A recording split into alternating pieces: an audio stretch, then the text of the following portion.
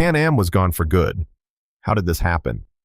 $200 million, a single accounting period, a fuel bill so large it read like a headline. The company that built global flight suddenly owed a number it could not absorb. Trips fleet, ordered in an era of cheap oil, now flew only at a loss. The badge of prestige became the engine of collapse. Pan American stopped flying, planes grounded, routes sold. The world port at JFK emptied, jobs evaporated. A piece of the 20th century vanished. This is what happened. This is why it mattered. Pan Am began as a dream. It promised a connected world. Juan Trippe wanted a global network. He wanted the biggest jets. He wanted the biggest terminals. He wanted scale. Pan Am built the world port.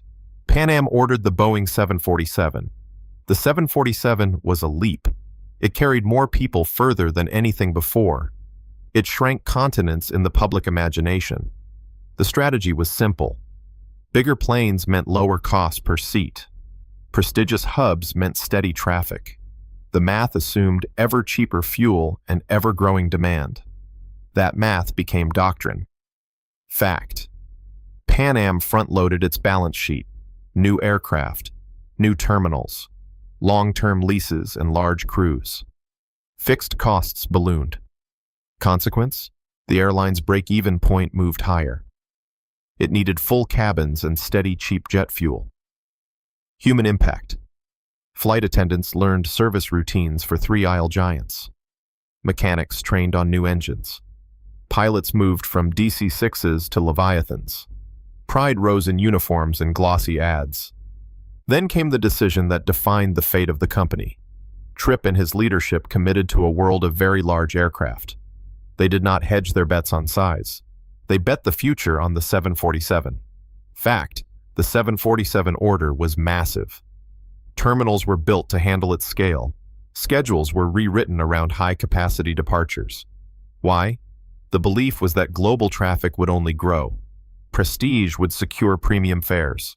Scale would repel competition. What changed? Pan Am's costs became concentrated. Every price spike in fuel hit harder. Every empty seat cost more. The company swapped flexibility for muscle. Early success followed. The 747 era was glamorous and profitable at first. Pan Am dominated transoceanic travel. The brand shone. The public loved the experience. Fact, for a time the numbers worked. Load factors were high. Revenues covered the steep costs. Consequence, the success confirmed strategy. Executives doubled down. Investors applauded. The public rewarded the airline with loyalty. Human impact. Crews celebrated new routes. Families flew more. The world felt smaller. The triumph masked a growing fragility. Warning signs arrived. They arrived fast and from outside the company's control. Fact, in 1973, an oil embargo drove crude prices skyward. Fuel costs, once a reliable input, became volatile. Why it mattered? The 747 drank fuel. A long-haul flight that was profitable at $10 a barrel became a loss at $40. The airfare market could not instantly catch up. What changed? Route economics flipped. Dense routes still worked. Many international sectors did not. The advantage moved to airlines with smaller, more flexible fleets. Consequence, margins tightened. Losses appeared on route-level accounting. Pan Am scrambled. Human impact. Committees decided cuts. Crews saw rosters shrink. Schedules slipped. Job security frayed. The industry then shifted again. Regulation and competition rewrote the rules. Fact, deregulation and new entrants repriced the market. Carriers with varied fleets undercut legacy pricing on key segments. Why? Regulators opened markets. Private competitors exploited nimble aircraft and point-to-point models. What changed? Pan Am's hub and honor model lost its invincibility. Prestige no longer guaranteed profitability. Consequence, traffic patterns changed. Revenues that supported long-haul giants dwindled. Human impact. Ticket counters grew quieter. Employees who'd built careers around hub operations watched customers choose cheaper, more direct flights. Escalation followed the warnings. Risk compounded. Losses multiplied. Pressure spiked. First, a shock. The $200,000 fuel hit. A single period. A single headline number. The variable cost shock was acute. Fact: the fuel bill jumped dramatically. The accounting showed a hole large enough to swallow operating cash flow. Consequence: liquidity strained. Short-term creditors grew nervous. Emergency cost cuts began. Human impact. Management met in late-night boards. Pilots and cabin crews faced unpaid overtime and delayed payrolls. Morale collapsed under stress. Second, the company sold assets to survive. Pan Am shed the Pacific routes. It sold aircraft. It sold the shuttle. It took leaseback deals on its own planes. Fact: asset sales raised cash, but they also removed revenue-generating capacity. Why? Desperate liquidity needs forced fire sales and strategic concessions. What changed? The company's strategic backbone weakened. Revenues fell even as fixed costs remained. Consequence: scale economics eroded. The business lost the core roots that had justified the 747 empire. Human impact. Workers lost seniority and pensions were restructured. Communities that depended on connectivity saw flights disappear. A generation of route expertise dispersed. Third, reputation shocks hit. Tragedy and perceived failures pushed passengers away from Pan Am. Fact: high-profile security failures and a major bombing on a Pan Am flight amplified fear and distrust. Why? Terrorism raised airline insurance and compliance costs. Travelers sought perceived safer carriers. What changed? Demand fell on key routes. Insurance premiums rose. Operational complexity increased. Consequence: revenues dropped further. Costs rose independent of load factors. Human impact. Survivors and families suffered immeasurable harm. Employees carried the stigma of a damaged brand. Public trust eroded. Each step made recovery harder. Each decision narrowed choices. The risk meter climbed. The turning point was not a single event, but a series of failures that closed the window of viable options. Restructuring attempts arrived too late and in the wrong forms. Fact: management tried cost-cutting, sold more assets, and sought capital infusions. It spun off profitable pieces and tried leaseback financing. Why? The goal was liquidity and lower fixed costs. What changed? Strategic coherence vanished. The company was no longer an integrated global carrier. It became a patchwork of survival moves. Consequence: creditors lost confidence. Credit lines tightened. Investor patience expired. Human impact: middle managers left. Long-serving executives retired in disappointment. Frontline staff learned of benefit reductions and furloughs by bulletin. Bankruptcy became inevitable. Insolvency loomed.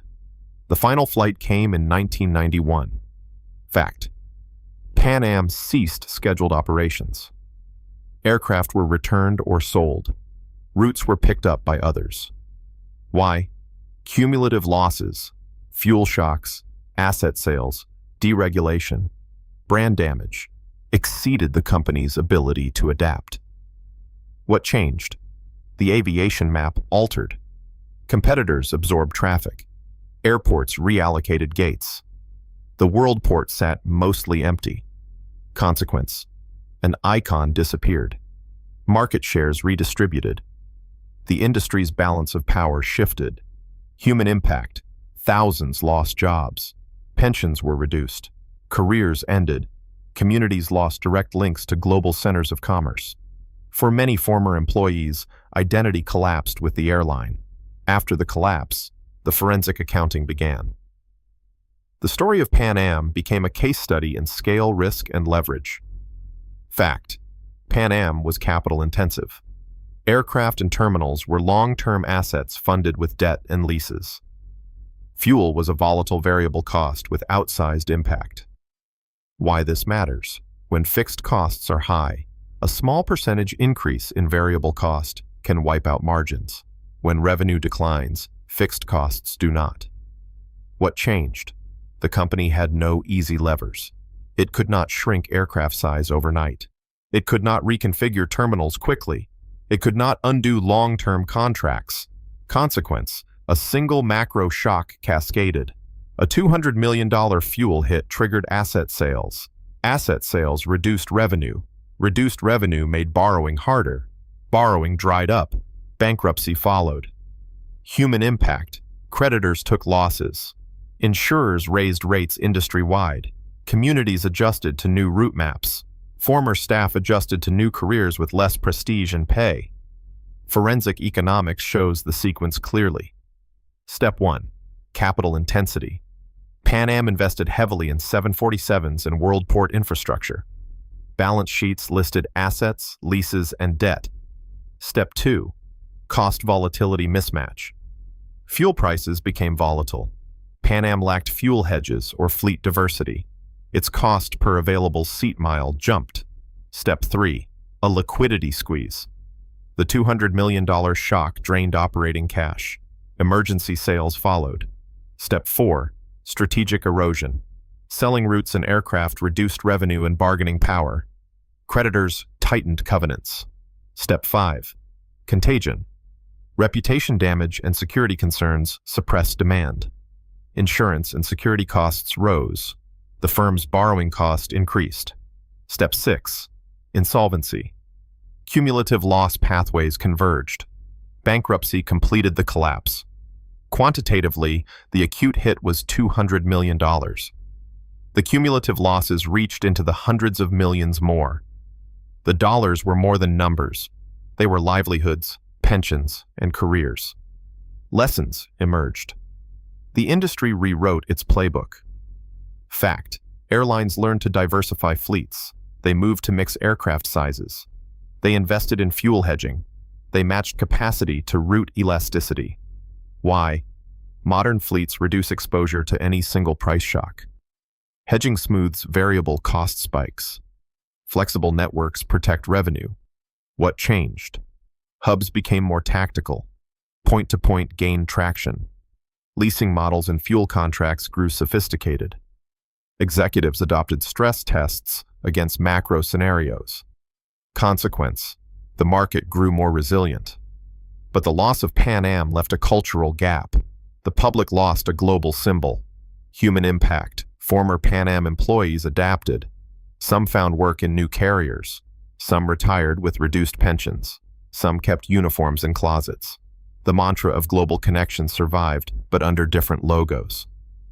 The final lesson is stark and simple. Prestige without flexibility is fragile. Scale without hedges is dangerous. A $200 million shock did not create Pan Am's failure. It accelerated a collapse already written by choices that ignored volatility. For modern leaders, the checklist is clear. Diversify capacity. Match fixed costs to demand variability. Price in fuel and macro shocks.